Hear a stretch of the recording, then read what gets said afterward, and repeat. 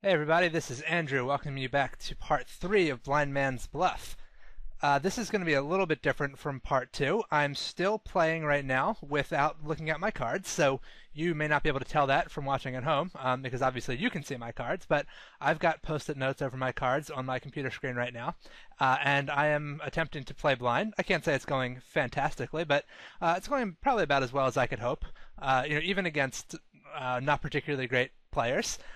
Obviously, it's still very difficult to have an edge without looking at one's cards at all. But I think I've mostly held my own. I've lost a decent amount on the occasional big bluff, but I think I've actually managed to win um, to win a decent amount on smaller bluffs, and even on the occasional big bluff, I guess.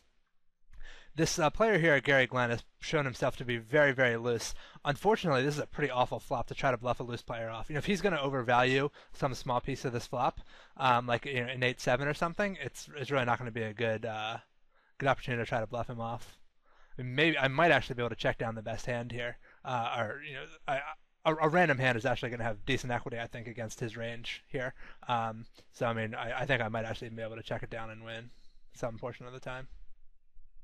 I hit low into the straight there. It's probably actually good for me that he's leaving. It's actually quite difficult to play. I mean, most of the time, obviously, you're happy to play with a total fish, but against the guy who's really, really loose, it's actually pretty difficult to play a strategy where your only value can come from bluffing. This guy over here, Hawk, has also shown himself to be very, very loose passive.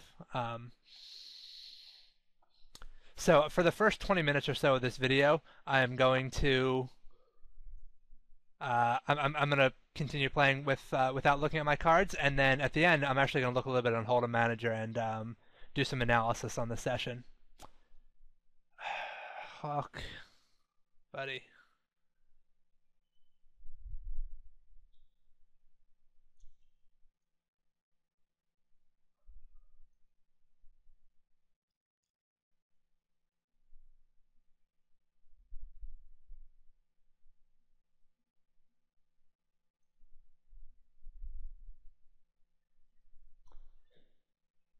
So what I'm doing here, obviously the only option I really have without looking at my cards is focusing on playing my position and trying to make the absolute most that I can of my button and my cutoff. I'm folding 100% of my hands onto the gun and under the gun +1.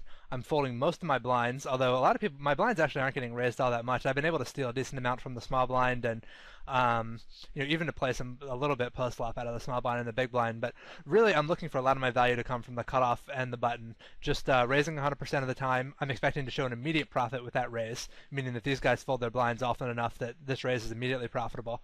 And then I also think when I do get called, just betting, making good decisions about which flops to bet and which not to bet is also going to show a profit, an additional profit. So it's actually a good thing for me probably if these guys call, because it means that I'm just going to bluff them off of a larger pot post flop.